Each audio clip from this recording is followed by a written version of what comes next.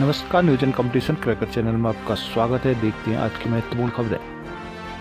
उत्तराखंड में जमकर हुआ हिमपात।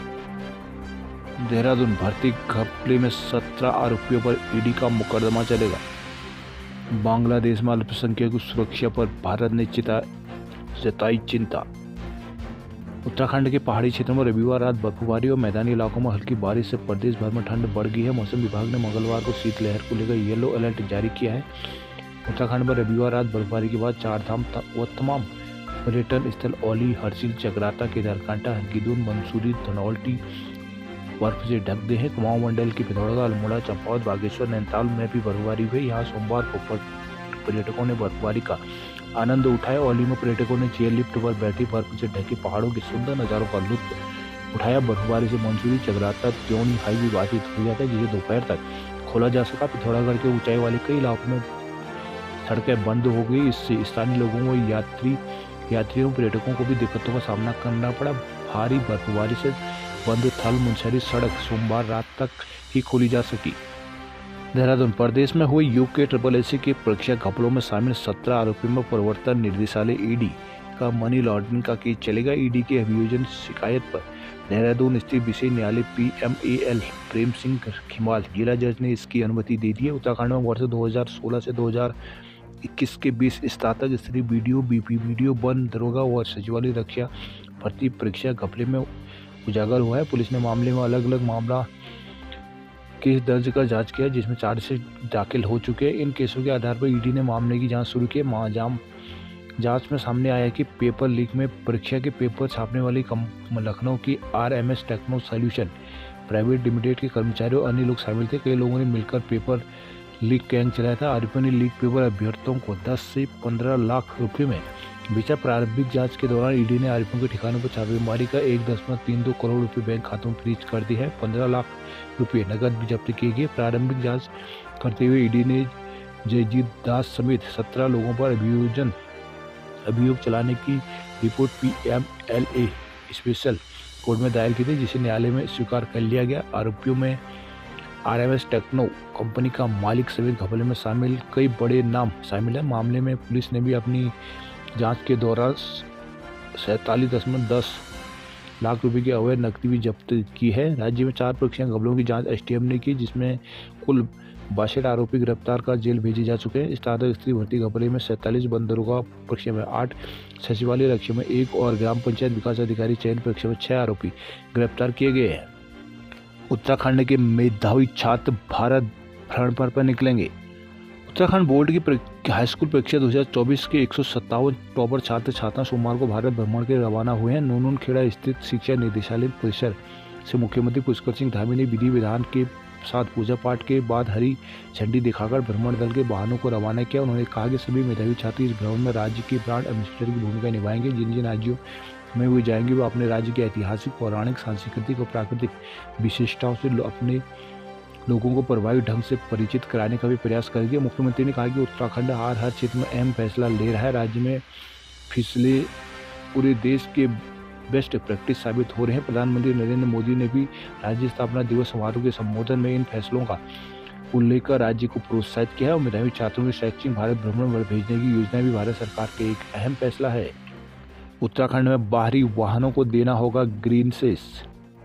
नए साल में राज्य में प्रवेश करने वाले दूसरे प्रदेश के वाहनों को प्रवेश शुल्क चुकाना होगा। हिमाचल प्रदेश के तर्ज पर परिवहन विभाग ने प्रवेश शुल्क के रूप में ग्रीन सेस लागू करने की तैयारी शुरू करते ही यूपी और हिमाचल प्रदेश के साथ सटे राज्य के 20 विभिन्न एंट्री पॉइंटों पर NPR कैमरों के जरिए ऑनलाइन सेस वसूली का नेटवर्क तैयार किया जा रहा है, जिसमें 2 से 3 महीने का वक्त लग सकता है। सोमवार को संयुक्त परिवहन आयुक्त सनत कुमार ने बताया कि ऑनलाइन सिस्टम बनाने के लिए विशेषज्ञ कंपनियों से टेंडर आमंत्रित किए गए। कुछ कंपनियों ने अपनी प्रेजेंटेशन भी दिए। इनका अध्ययन किया जा रहा है। राज्य सरकार ने इस फरवरी में ग्रीन सेस लागू करने का निर्णय लिया था। देहरादून मेडिकल कॉलेज में सुपर स्पेशलिस्ट डॉक्टरों के एम्स के समान ही वेतन। उत्तराखंड के मेडिकल कॉलेजों में सुपर स्पेशलिटी सेवाएं शुरू करने के लिए सुपर स्पेशलिस्ट डॉक्टरों के एम्स की तर्ज पर वेतन देने की सिफारिश की गई। इसके साथ ही पर्वतीय क्षेत्रों में सेवा देने वाले स्वास्थ्य विभाग के विशेषज्ञ डॉक्टरों को भी चिकित्सा शिक्षा की तर्ज पर वेतन का 50% विशेष प्रोत्साहन के रूप में दिए जाने की भी जरूरत बताई गई है। स्वास्थ्य मंत्री डॉक्टर धन सिंह रावत की अध्यक्षता में सोमवार को सचिवालय में अस्पतालों के गैप एनालिसिस को उच्च स्तरीय बैठक हुई। इस दौरान खामियों को दूर करने के लिए गठित कमेटी की रिपोर्ट को प्रस्तुत किया गया, जिसमें सिफारिश की गई कि राज्य में सुपर स्पेशलिटी सेवाओं को शुरू करने के लिए सुपर स्पेशलिस्ट को एम्स के तर्ज में वेतन दिए जाने की जरूरत है। इसके साथ ही मेडिकल फैकल्टी को पदोन्नति और ट्रांसफर के लिए नई नीति बनाए जाने की भी जरूरत बताई गई। राज्य में विशेषज्ञ डॉक्टरों की संख्या बढ़ाने के लिए पीजी करवाने वाले डॉक्टरों के ब्रांड की नई पॉलिसी तैयार करने और वेतन को आकर्षक बनाने की सिफारिश की गई। इसके साथ ही गैप एनालिसिस समिति की ओर से स्वास्थ्य विभाग में विशेषज्ञ संवर्ग का एक नया कैडर बनाने, पहाड़ में विशेष डॉक्टरों की तैनाती करने के लिए चिकित्सा शिक्षा के तर्ज पर स्वास्थ्य विभाग के डॉक्टरों को 50% विशेष भत्ता देने, अस्पतालों में अत्याधुनिक उपकरण लगाने और समय की जरूरत के अनुसार नए पद मंजूर करने की जरूरत बताई गई है। राष्ट्रीय खेलों को लेकर मुख्यमंत्री ने ओलंपिक संघ और खेल विभाग के साथ की बैठक। ग्रीन गेम के तौर पर कराए जाएंगे राष्ट्रीय खेल। मुख्यमंत्री पुष्कर सिंह धामी ने कहा कि उत्तराखंड के 38वें राष्ट्रीय खेलों का आयोजन ग्रीन गेम्स के रूप में करेगा। इसके लिए प्रभावी अवशिष्ट प्रबंधन प्रणाली अपनाई जाएगी। ग्रीन सीएम ने कहा कि यह केवल सरकारी आयोजन नहीं होगा, बल्कि इसमें उत्तराखंड के जन गण और मन को जोड़ा जाएगा। G20 और ग्लोबल इन्वेस्टर समिट की तरह राष्ट्रीय खेल भव्य होंगे। उन्होंने यह बात सोमवार को रायपुर स्थित अंतर्राष्ट्रीय क्रिकेट स्टेडियम में कही है। मुख्यमंत्री ने राष्ट्रीय खेलों को लेकर खेल मंत्री रेखा आर्या के साथ स्टेडियम में ओलंपिक संघ के वो विभागीय अफसरों के साथ बैठक की। बैठक में के बाद मीडिया से बातचीत में उन्होंने कहा कि राष्ट्रीय खेलों के लिए सभी तैयारियां पूरी है। इन खेलों में 50 दिन शेष हैं। इस बीच निर्माणाधीन कार्य पूरे करा लिए जाएंगे। राष्ट्रीय खेलों का आयोजन उत्तराखंड और यहाँ के खिलाड़ियों के लिए बड़ा अवसर है। उत्तराखंड में विभिन्न प्रदेशों के 10,000 से अधिक खिलाड़ी आने हैं। उनका अपना अंदाज में स्वागत और अभिनंदन किया जाएगा। उन्होंने कहा कि राष्ट्रीय खेलों को ग्रीन गेम्स के तौर पर पेश करने के लिए ऊर्जा की बचत, प्लास्टिक मुक्त वातावरण, ई मेडल, ई बस सेवा, ई वेस्ट पर विशेष फोकस होगा। यहाँ आने वाले खिलाड़ियों को बेहतर सुविधाएं दी जाएंगी। खेल विभाग के स्तर से वॉलंटियर का पंजीकरण किया जा रहा है। जौलीग्रांट एयरपोर्ट पर बम की सूचना से हड़कंप, खाली कराया गया टर्मिनल। IRTC पर 2 घंटे तक टिकट बुक नहीं हो सकी। कर्णप्रयाग नौटी में उपराई देवी मांडवी महोत्सव में शामिल हुई विधानसभा अध्यक्ष रितु खंडूरी नई पीढ़ी को अपनी संस्कृति और रीति रिवाजों से रूबरू कराए। विधानसभा अध्यक्ष रितु खंडूरी ने सोमवार को नौटी में आयोजित उपराई देवी मांडवी महोत्सव में प्रतिभाग कर देवी की पूजा अर्चना की। समाज में सांस्कृतिक परंपराओं को बनाए रखने पर जोर दिया। मंदिर समिति ने उन्हें प्रसाद स्वरूप अरसा और रूट भेंट किया। उन्होंने कहा कि अपनी परंपराओं और रीति रिवाजों को नई पीढ़ी तक पहुंचाना जरूरी है। खंडूरी ने कहा कि उत्तराखंड सशक्त महिलाओं का प्रदेश है और महिलाओं को अपनी ताकत पहचाननी चाहिए। उन्होंने माताओं से बच्चों को अच्छे संस्कार देने की अपील की। उन्होंने कहा कि माता ही बच्चे की पहली गुरु होते हैं। इसी शिक्षा से समाज का निर्माण होता है। आप कहीं भी चले जाइए, आपको उत्तराखंडी होने पर नाच होना चाहिए। कहा कि उत्तराखंड सशक्त महिलाओं का प्रदेश है। अपनी ताकत को पहचाने। कहा कि हम 9 दिन की देवी नहीं 365 दिन की देवी है। बच्चों को अच्छे संस्कार दीजिए और अपनी मिट्टी से जुड़े हैं। इस मौके पर विधायक अनिल नौटियाल, भाजपा जिला अध्यक्ष रमेश मैखुरी, जिला पंचायत सदस्य विनोद नेगी, अरुण मैठानी, सुभाष नौटियाल आदि मौजूद रहे। हरसिल, धराली और सांकरी में हुई अच्छी बर्फबारी। उत्तरकाशी बंदरकोट में 5 घंटे तक बंद रहा गंगोत्री हाईवे। चोपता तुंगनाथ में बर्फबारी से पर्यटक रहे खुश। चंबा में विश्व हिंदू परिषद और बजरंग दल का प्रदर्शन। विश्व हिंदू परिषद ने बांग्लादेश में हिंदुओं पर हो रहे हमलों अत्याचारों के विरोध में सोमवार को बांग्लादेश सरकार के खिलाफ प्रदर्शन किया। आंदोलनकारियों ने कहा कि हिंदुओं पर होने वाले हमलों का बर्दाश्त नहीं किया जाएगा, इसलिए बांग्लादेश सरकार हिंदुओं पर हो रहे हमलों का तुरंत रोकें। मौके पर केंद्र सरकार से हिंदुओं की सुरक्षा के लिए ठोस कदम उठाने की भी मांग की गई है। नैनीताल, बागेश्वर में खड़िया का खनन अति गंभीर। हाईकोर्ट।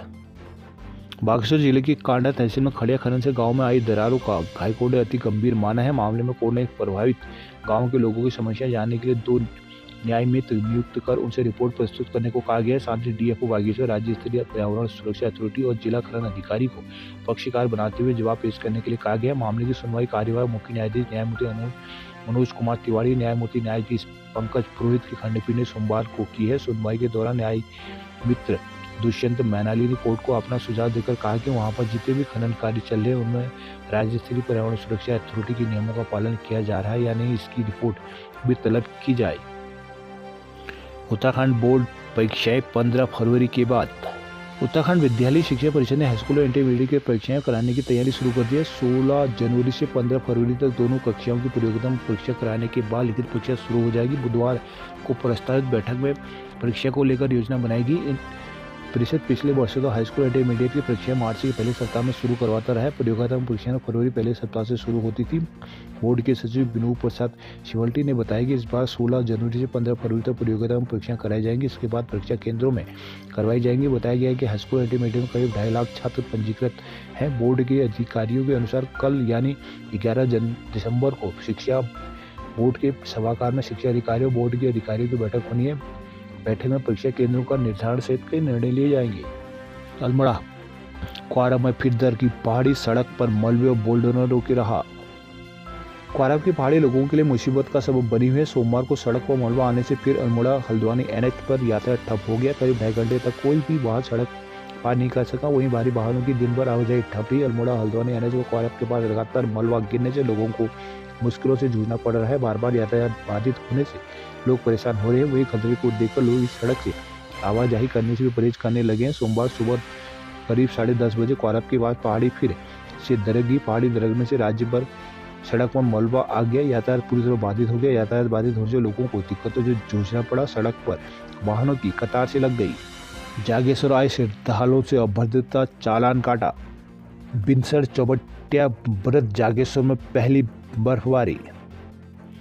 अल्मोड़ा जिले में सोमवार को एकाएक मौसम का मिजाज बदल गया। ऊंचाई वाले स्थानों में सीजन का पहला हिमपात हुआ। वहीं कई जगहों बारिश के साथ ओलावृष्टि भी हुई। इससे तापमान में काफी गिरावट आ गई। सोमवार को आसमान में सुबह से ही हल्के बादल छाए हुए। दोपहर होते होते आसमान घने बादलों में पट गया। करीब 1:30 बजे से हल्की बूंदाबांदी शुरू हो गई। वहीं बिनसर रानीखेत के चौबटिया ब्रज जागेश्वर सोकिया थल धौलछेना शाही देवी में बर्फबारी शुरू होगी। लोगों को इस बात का यकीन नहीं था कि ऊंचाई वाले क्षेत्र में हिमपात हो सकता है। एकाएक कोई हिमपात से लोगों के चेहरे खिल उठे। लोग घरों से निकलकर हिमपात का मजा लेने निकल पड़े। कई लोग बिनसर जागेश्वर की ओर रवाना हुए। वही मुख्यालय में भी करीब 1 घंटे तक बारिश हुई। इससे ठंड में इजाफा हो गया। जगह जगह लोग अगेटी और हीटर ब्लूअर से राहत पाने की कोशिश में जुटे थे। सोमवार को अल्मोड़ा का अधिकतम तापमान 12 तो न्यूनतम 2 डिग्री सेल्सियस रिकॉर्ड किया गया। पिथौरागढ़ बलुआ कोर्ट में सरकारी धन का दुरुपयोग का आरोप आक्रोश। बलुआ कोर्ट में मनरेगा अमृत सरोवर हेलीपैड सहित अन्य निर्माण कार्यों में सरकारी धन का दुरुपयोग करने का आरोप लगाते हुए मामले की जांच को ग्रामीणों ने डीएम को ज्ञापन दिया है। ग्रामीणों का कहना है कि गौरा गांव गोत्री में लगभग 28 लाख की लागत से बनाया गया अमृत सरोवर सूखा पड़ा है। बलुआ कोर्ट हेलीपैड में भी घटिया निर्माण सामग्री का प्रयोग किया गया है। सरकारी कर्मचारी को भी पंचायत के कार्यों में मजदूर दिखाए गए हैं। उन्होंने 5 जांच के लिए एक उच्चतरीय कमेटी की मांग उठाई है। सोमवार को बलुआ कोर्ट के ग्रामीण निर्माण कार्यों में सरकारी धन के दुरुपयोग की जांच की मांग को लेकर डीएम कार्यालय पहुंचे। जन जागृति मंच के हरीश राव आर्या ने बताया कि सरकारी सेवा में तैनात कर्मचारी को पंचायत कार्यों में मजदूर दिखाया गया है। मनरेगा से लगभग 28 लाख की लागत से बनाई गई गैरागांव गोधरी अमृत सरोवर के हाल अधिकारियों को देखने चाहिए। बलुआ कोर्ट में हेलीपैड निर्माण में भी अनियमितता बरती गई है। पिथौरागढ़ मुंशियारी से लेकर लोहाघाट तक चोटियां हुई बर्फ से लकदक। मुंशियारी में पिछले साल से दुगुनी हुई बर्फबारी। पिथौरागढ़ में प्रशासन ने 10 बड़े बकायेदारों की सूची को किया सार्वजनिक। राजस्व विभाग के अधिकारियों ने जिले के 10 बड़े बकायेदारों की सूची कलेक्ट्रेट परिसर में लगाई है, जिसमें कई रसूखदार बड़े कारोबारियों के नाम सामने आए हैं। सहकारी बैंक में बकाया जमा न करने पर सरफेसी एक्ट के तहत कार्रवाई में जुट गया। जिले भर से सरकारी बैंक की 62 करोड़ से अधिक धनराशि वसूली करनी है। लंबे समय से लाखों रुपयों का बकाया जमा न करने पर प्रशासन ने टॉप 10 बड़े बकायेदारों के नाम सार्वजनिक किए हैं। जिला प्रशासन के मुताबिक खनन, शराब, भूमि सहित अन्य मामलों में बैंक से लोन लेने वाले बकायेदारों का लाखों रुपये बकाया चला आ रहा है। रामनगर के रिजॉर्ट में दूषित पानी से दूल्हा दुल्हन समेत 100 बीमार। रामनगर के रिजॉर्ट में शादी समारोह में शामिल होने आए करीब 100 लोग बीमार हो गए। बताया जा रहा है कि रिजॉर्ट में गंदा पानी आने से दूल्हा दुल्हन सहित अन्य को उल्टी, दस्त और पेट में दर्द होने लगा। इस कारण कई लोग कार्यक्रम समाप्त होने से पहले ही दिल्ली रवाना हो गए। 12 से अधिक लोग दिल्ली के अस्पताल में भर्ती है, जबकि दुल्हन सहित 70 लोगों का उपचार उनके घर पर ही चल रहा है। दिल्ली की कारोबारी शिवांशु गुप्ता की शिकायत पर स्वास्थ्य और खाद्य विभाग की टीम ने सोमवार को रिजॉर्ट से पानी सैंपल एकत्रित किए हैं। बीते शनिवार को गुरुग्राम निवासी सार्थक और तनु की शादी ढेकुली स्थित तरंगी रिजॉर्ट में हुई थी। कार्यक्रम में 200 से अधिक लोग आए थे। बताया जा रहा है कि पानी शादी समारोह में खाना खाने के बाद कई लोगों के पेट में दर्द होने लगा। ऐसे में 50 से अधिक लोग कार्यक्रम समाप्त होने से पहले ही दिल्ली के लिए रवाना हो गए। दूल्हे की मृत्यु और दिल्ली के कारोबारी शिवांशु गुप्ता ने मामले की शिकायत मुख्यमंत्री पुष्कर सिंह धामी से की है, जिसके बाद सोमवार को स्वास्थ्य विभाग की टीम रिजॉर्ट पहुंची। सीएमओ डॉक्टर हरीश पंत ने बताया कि शिकायतकर्ता ने 100 से अधिक लोगों के बीमार होने की बात शिकायत में कही है। स्वास्थ्य और खाद्य विभाग की टीम ने पानी का सैंपल लिया है। टीम के मुताबिक जांच रिपोर्ट मिलने पर आगे की कार्रवाई की जाएगी।